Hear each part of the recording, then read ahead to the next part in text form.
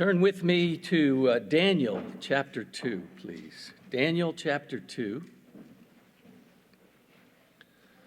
We will pick up in verse 10.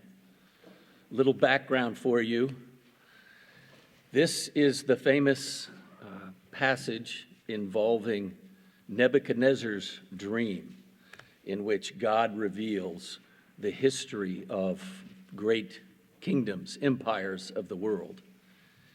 And what Nebuchadnezzar does here is unusual insofar as he refuses to tell his wise men what the dream was before asking an interpretation.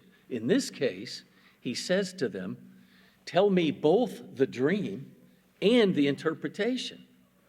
And the wise men, of course, are beside themselves because without knowing the dream, how are they supposed to interpret it? And how are they to know the dream? So verse 10, they are answering the king's demands. The Chaldeans answered the king and said, "There is not a man on earth who could declare the matter for the king, inasmuch as no great king or ruler has ever asked anything like this of any magician, conjurer, or Chaldean. Moreover, the thing which the king demands is difficult, and there is no one else who could declare it to the king except God's,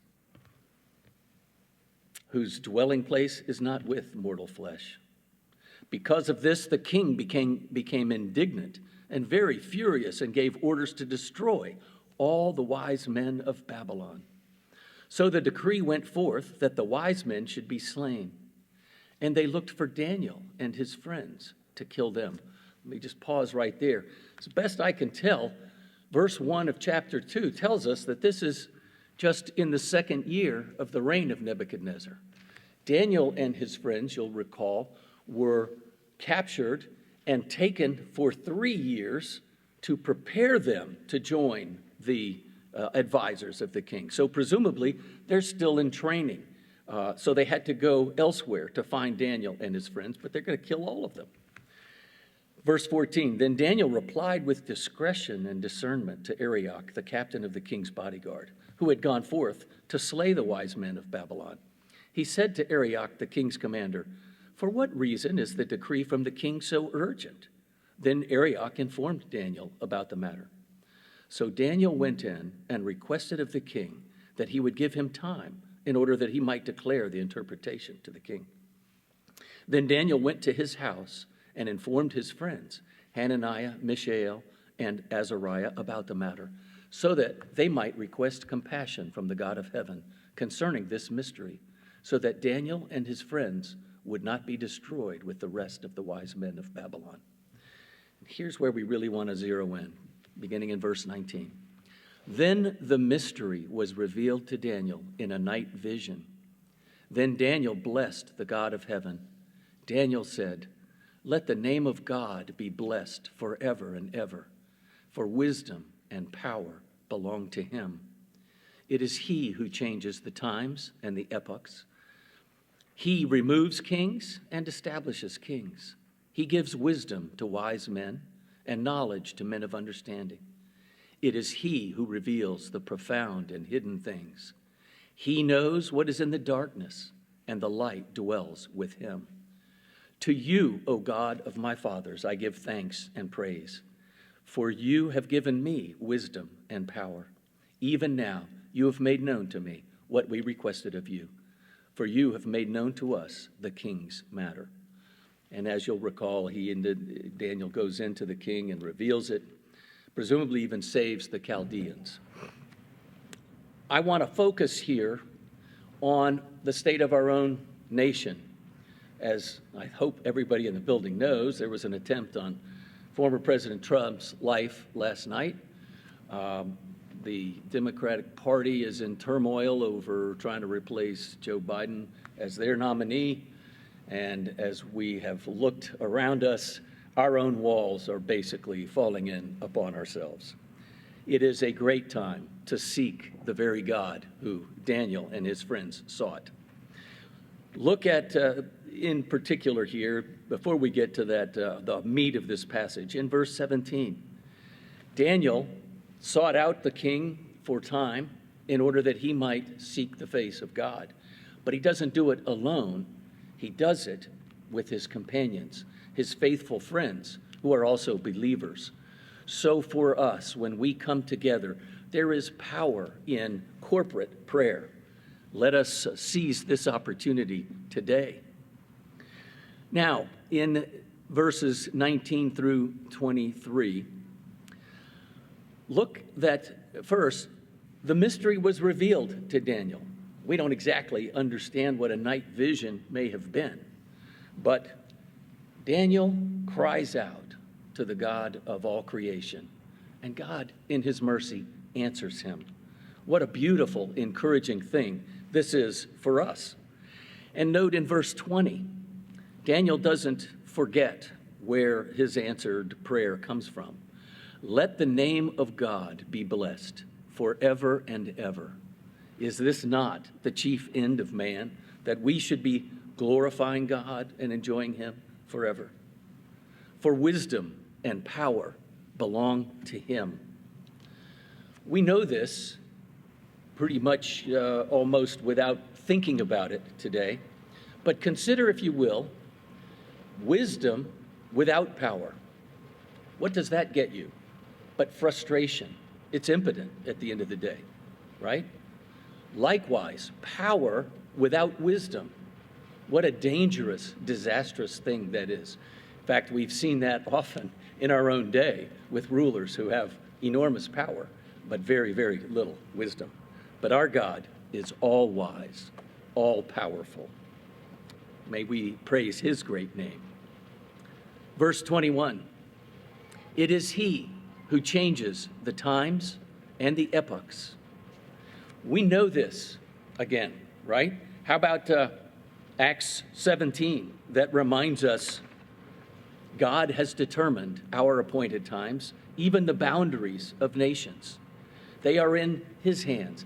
Our time, our days, our moments are in his hands.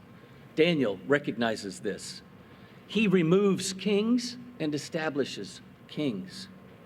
We like to think, and the nations like to think, that in our own country, for instance, the outcome of elections determines who is in office. Whether you consider the outcome of the last presidential election as legitimate or not, ultimately, all power resides in the hands of God, God alone, right? He determines who reigns and for how long. He raises them up, he brings them down. He gives wisdom to men, he gives power and authority to rulers. We need to remember who it is that really controls our own times and epochs. It is not men, it is God and God alone. He gives knowledge to men of understanding. Daniel, of course, is the recipient here of the mystery. This is hidden knowledge. In fact, this whole chapter and the story of Nebuchadnezzar and his dream, isn't it extraordinary that the God who knows the future, the end from the beginning, would reach out to this pagan king who at the time thought he was King of Kings and reveal to him the history of kingdoms for ages to come. We are still experiencing the outcome of that dream that Nebuchadnezzar receives. So God gives knowledge even really to men that have very little or no understanding, but it is he alone that gives. Verse 22, it is he who reveals the profound and hidden things.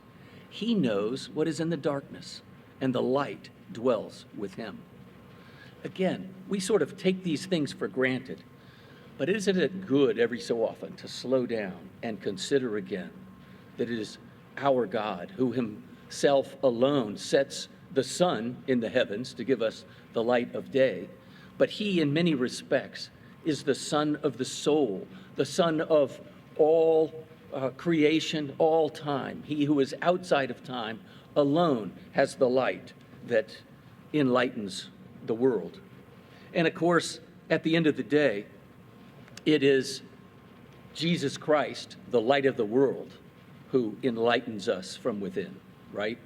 So even here, you see that kind of picture pointing to Christ. And consider how God has ordained, even in these last few hours, exactly how things unfolded. The young man who apparently took the shots at President Trump was in a good position as a shooter. He had a clear line of vision. Apparently, he had an adequate weapon. He, in fact, killed a bystander. So his ammunition was lethal. He had basically a good shooting position also. He was stable on this rooftop. So everything lined up, humanly speaking, for him to make a kill shot. And apparently, he ends up grazing Trump's ear. So it was a matter of centimeters, maybe a slight breeze the Lord could have sent. A little twitch in the trigger finger could have altered that shot ever so little and killed President Trump. But God. Not only are the big times and seasons within his control, but the moments, right?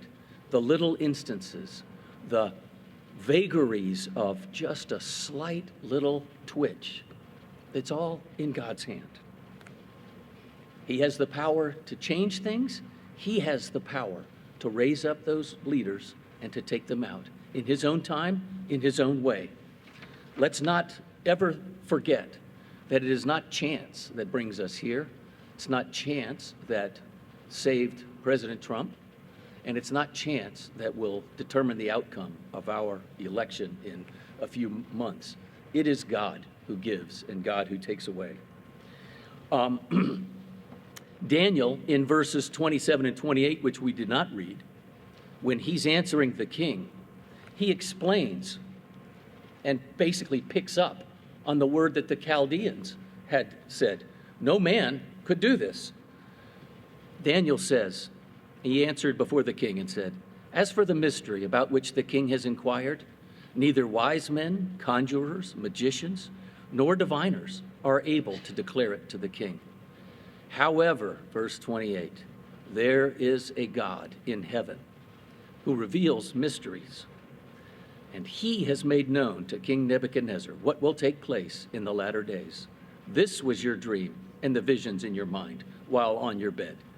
Daniel, as we all should, gives glory and praise to the one true God.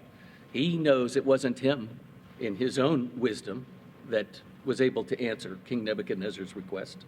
It is God, God alone, who reveals the profound and hidden things. And let us not forget, as it were, the end of the matter. Flip over, if you will, to verse 44. As Daniel reveals the dream and unveils the truth that God has revealed to Nebuchadnezzar, he says in verse 44, in the days of those kings, the God of heaven will set up a kingdom which will never be destroyed, and that kingdom will not be left for another people. It will crush and put an end to all these kingdoms, but it will itself endure forever. Inasmuch as you saw that a stone was cut out of the mountain without hands, and that it crushed the iron, the bronze, the clay, the silver, and the gold, the great God has made known to the king what will take place in the future. So the dream is true, and its interpretation is trustworthy.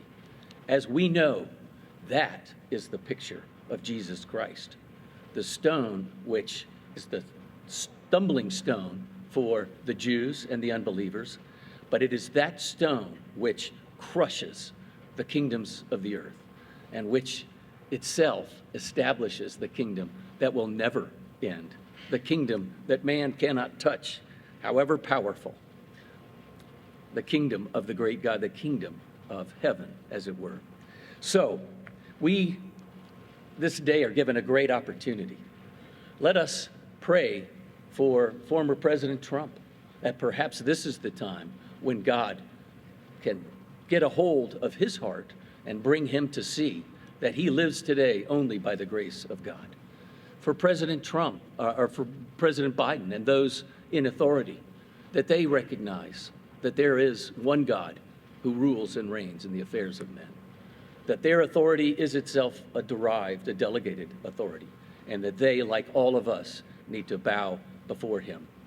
And pray for our nation and for us, that we would turn back to him, repenting of our own wicked ways, and cry out to him, pray and seek his face. Let's go to that great God.